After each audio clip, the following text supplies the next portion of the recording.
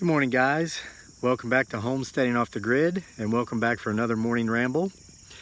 And yes, the morning rambles will continue, but on one condition, and this is a condition that pertains to each and every one of you who are watching. And I'm going to tell you what this condition is here in just a second, and how I came around to coming up with this condition. There was a particular comment in the ramble from a couple mornings ago where I was talking about, let's stop looking down at the mud and look up and see the stars. And it really resonated with me, and I wanted to talk about it this morning. So I'm sitting in a different position here. I'll go ahead and give you a shot of the homestead. I'll do it again later. But I had to come further back into my campground field right here on the wood line, because the sun is up already above this tree, which means it's after 7. It's a quarter after 7, and I'm usually up here by 6:30. And I was going to be up here by 6:30 this morning to do the ramble, but the reason I'm late is because I went back to find this particular comment that I'm going to talk about here for a couple of minutes. And I thought, well, it'll be easy to find, because when I saw it a couple days ago, it was like the 4th or 5th comment down. So I'll just go back to that video, scroll down. Well, I went back and I started scrolling, and I was like, where is it? Did the guy remove it? Is it gone? So I kept scrolling and scrolling and scrolling. And what it was is that it was still there. I eventually found it. It took me forever to find it. But there were so many other comments from you guys who told me, keep doing the rambles. I'm helping you more than I realize, and similar things. And guys, I want to say thank you for that, because you've made it feel as if what I'm doing, I call it getting up here and talking to myself while I'm waiting on my beautiful bride to wake up. And wasn't that wonderful? Yesterday's ramble, we did a Q&A with her. We're going to do more of that. If you guys have any questions for Dearly that you'd like to ask, go ahead and leave them in the comments, and we'll ask her on the next Dearly's ramble. But somebody even commented, they said, you're not going up there and talking to yourself, you're talking to us. So I'm going to keep doing this, but there is going to be one condition, and I'm going to issue this condition sort of like a challenge here in just a second. But I want to talk about this one comment I went back to find, and I found it. And there were so many wonderful comments, and I mean no disrespect by not addressing all of them. There's just so many. But there's a guy who goes by the handle Greedo's Revenge. I'm assuming this isn't his real name. It might be. But Greedo's Revenge wrote a very touching comment, and when he was saying, keep doing the ramble. Basically, he's told his story that almost 3 years ago, he lost the love of his life, who was only 29 years old, and she died as a result of a series of strokes at 29 years old. I mean, I think of my wife dearly. She's very young, as you've seen in the videos. She's 30. So this young lady was younger than her, and she's gone. I mean, this is just proof that none of us are promised tomorrow, and we can't take for granted the time we have, because we don't know when it might end. He mentioned that when this happened, Greedo's Revenge mentioned he was on his way to becoming a youth pastor. But when his wife died, he felt like someone ripped out his soul and thrust him into the deepest, darkest hole in the dirt.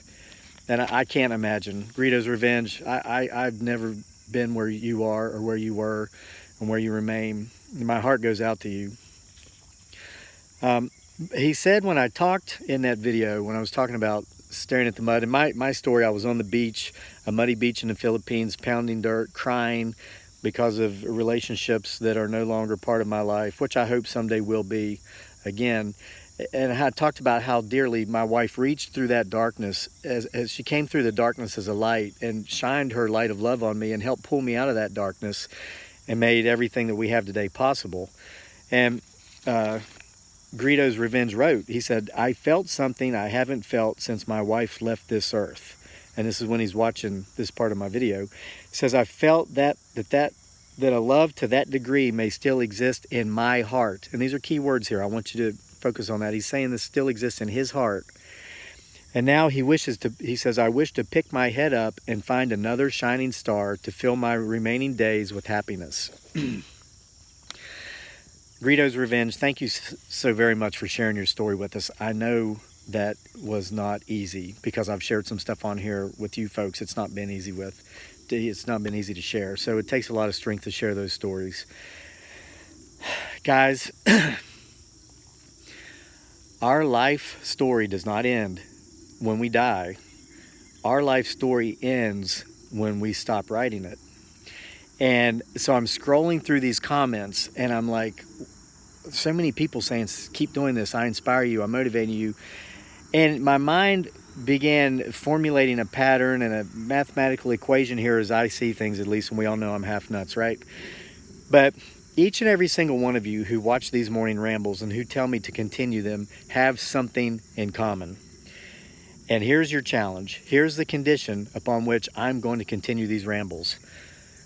That, as I see it, what each and every single one of you has in common is that you have goals. There's something in your life you're passionate about. There's something in your life you want to pursue. There's something in your life that you know will bring you happiness, fulfillment, and that sense of self-actualization that few people ever achieve. Through my words, through these videos, that candle that's not been completely extinguished perhaps, but whose flame has been dampered down quite a bit, you can see that light starting to shimmer and become rekindled. Here's the condition. I'm going to continue these rambles, but you've got to do your part. You've got to relight that flame. You've got to pick the pen or the crayon, back up, and start writing your life story again. You know, you're saying, what's this guy talking about? He's so crazy. He says our life story doesn't end when we die. It ends when we stop writing that. What does that mean? Well, I'll tell you exactly what that means. I'm sitting here telling stories in my field every morning. Somebody said I was a man outstanding in my field. I beg to differ. I'm a man out sitting in my field. Okay, I'm telling stories in the old oral tradition because once upon a time I had a friend who was considerably older than me, and this friend of mine has been dead for several years now. This guy was the best storyteller I've ever met in my life.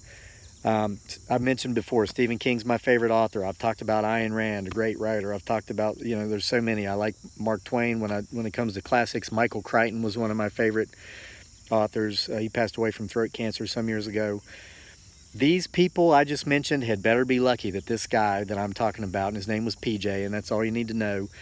These writers are fortunate this guy never decided to become a writer because nobody would know their names. This guy was the best oral storyteller, one of the best in the history of mankind. He's been dead for several years. His life story continues through me.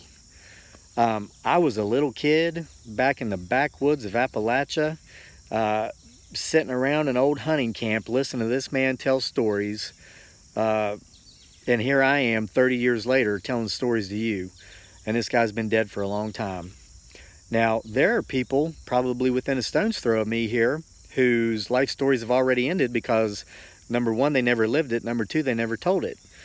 You don't want to be that person. You want to be the person who, after you're long gone, people are talking about stories you told them, or you're telling what I'm telling you, how you were inspired because of what somebody did or said to you, somebody who's been long gone. So this is your challenge. I want you to relight that candle. Was it a book you wanted to write? Guys, I've written several and none of them are any good, but I wrote them. You know, I get a lot of criticism for my work. People read it and they're like, wow, you need to go back and repeat 8th grade literature. But I've gotten a lot of praise. People have said, wow, this was a really good story. I enjoyed this. To both people, those who have praised my work and those who have criticized it, I would say thank you to both because, you know, we can learn a lot through criticism also. It's not just the flattering praise that makes us feel good that's important, but to both of those people, I would say I wrote that book for me in the first place. It was because it was something I wanted to do, something I was passionate about, so I did it. You guys and you girls are watching these morning rambles. I'm not inspiring you. The inspiration is within you. I'm kind of reaching in with my candle to relight the candle that you've let go dim. You got to stop. Okay, we don't drown. I said this before in another video when I was talking about how the entire first row of cedar trees we planted down there on our roadfront property on our homestead, they all died. There was 17 or 21 of them. They all died. What did we do? And people up the road were laughing about it. We went out and we replanted. We dug them all up. We did it right the next time. And now all those trees that are in that front row are healthy. They're happy. They're growing. Some of them are taller than me now. And when we started, the tallest one was only halfway up my chest. When I was explaining that in the video, I said, we don't drown because we fall in water. We drown because we stay there. You guys right now, you're in the pool. You're reaching up. I've grabbed your hand with these videos, but you need to take that other hand and grab that side of the pool and pull yourself the rest of the way up. Okay, and you got to prove it to me. In the comment section, tell me, what is it you're passionate about? What is it? What is your goal that you have not been pursuing because you've either not believed in yourself or you've listened to other people and you've allowed them to convince you not to achieve that goal? Is it writing a book? Is it learning how to cook? A lot of you watch my wife's cooking videos and you love, her cooking. Is that it? What is it? I was reading these comments and a thought came to my mind. I originally thought there were two types of people really when it comes to goals. There are people who have them and then there are people who didn't achieve theirs, and these are the ones who tell you your ideas are crazy. Oh, you want to write a book? You're crazy. Oh, you're stuck on an island in a third world country with no money, no support back home, no connections, and you think you're going to be able to write your way out of this mess? That's crazy, right? It happened. You see this homestead? I have this as a result of those writings. There were people who told me that was crazy talk, and there were people who told me I was crazy and then disenfranchised themselves from me because I was so crazy. They didn't want any part of it. You can do it too. I'm not saying look at me, look what I did. What I'm telling you is some of the, I heard it said, I forget who said it, but you know what the difference between people that we consider crazy and people that we consider geniuses are? A lot of times the only difference is the people we call a genius is that their ideas worked and the other person's didn't. Your idea will probably work if you pursue it long enough and passionately enough. Okay, so there are a lot of people who had goals that didn't pursue them, didn't achieve them. These are the ones who are telling you that you're crazy. So originally I was thinking there's people with goals who maybe are still pursuing them, and there's people who never achieved their goals. But guys, there's a third group. And it occurred to me this morning, these are the people who don't have goals. These are the people who will often come on here and say, wow, it took you 18 minutes to say that. You could have said that in 2. That's 18 minutes of my life I'll never get back. God bless them. They have the right to say what they want. But these are the folks that I often think probably just don't have goals. And maybe they never did. Guys, don't associate with those people. We're ignoring them. Somebody gave us the advice to just get them off of our channel. Advice taken. We don't need them here. I'm reaching into you with the candle to relight your candle. You've got to allow this candle to become lit. And as I said in the Mother Teresa poem I read the other day, these are the words of Mother Teresa. She said, if you succeed, you will develop fake friends and true enemies. Of course, the fake friends will be the ones who are coming around wanting a piece of your pie because now you have a pie. The enemies, guess what? These people are in your life today already disguised as fake friends.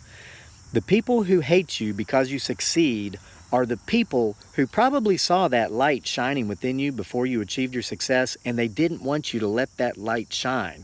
But you did, and they hate you because of it, because they feel insecure or inadequate in your presence. Guys, like Mother Teresa said, succeed anyway. Greedo's Revenge, you have got to find that star that's going to fill your remaining days with light, not just for yourself, but for us. You shared your story with us. We're waiting to see how the story develops. The story only ends if you stop writing it. The stories continue to develop it. My friend PJ, who's been in his grave for several years now, his story continues through me because I'm willing to come up here and tell you stories in the oral tradition, just like he did me when I was a kid 30 years ago. Guys, I'm going to read you a poem. This is a poem by Marianne Williamson. This poem has been erroneously credited to Nelson Mandela, who was a great guy in many aspects. I'm not going to get into that. As I've said before, there's a yin and yang about life. But this is a poem by Marianne Williamson. And it kind of,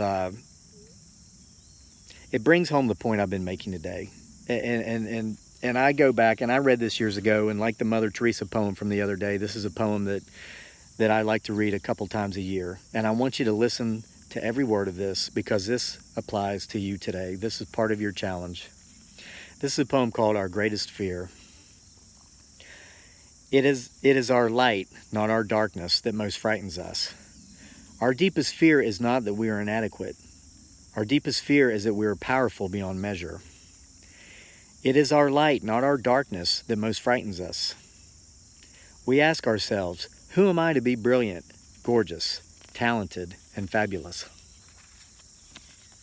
Actually, who are you not to be? You are a child of God. Your playing small does not serve the world. There's nothing enlightened about shrinking so that other people won't feel insecure around you. We were born to make manifest the glory of God that is within us. It's not just in some of us, it's in every one. And as we let our light shine, we unconsciously give other people permission to do the same. As we are liberated from our own fear, our presence automatically liberates others. So guys, the morning rambles are going to continue, but only if you come through with your part of the deal. I'm shining my light so that you can shine yours. Write that book you've been putting off. Go learn how to cook. Go to that person that is the shining star in your darkness, who's going to fill the rest of your days with lightness if you let them, if they accept, and if they're the right person. Let them know how you feel. Don't let those around you who either didn't achieve their goals or who have no goals keep you from pursuing yours. And if you fail, so what? So what? At least you'll know. And you'll probably inspire someone who's watching you to go out and achieve their goals. Maybe 3 or 4 links down the chain, somebody will achieve a goal that changes the world. And that change can be linked back to your failure. It's never a failure if you give it every freaking thing you had. So go out there today and give it every freaking thing you have. Tell me in the comments what your goal is. What is it that you've not been pursuing that after today, after seeing this, and after hearing this, you will now pursue once again? What is it that you've not taken the chance to step out there and pursue that you're now going to pursue? Let me know. I'm going to give you a parting shot of the homestead, and I'm going to tell you goodbye, but just for today, because we're going to be back here tomorrow.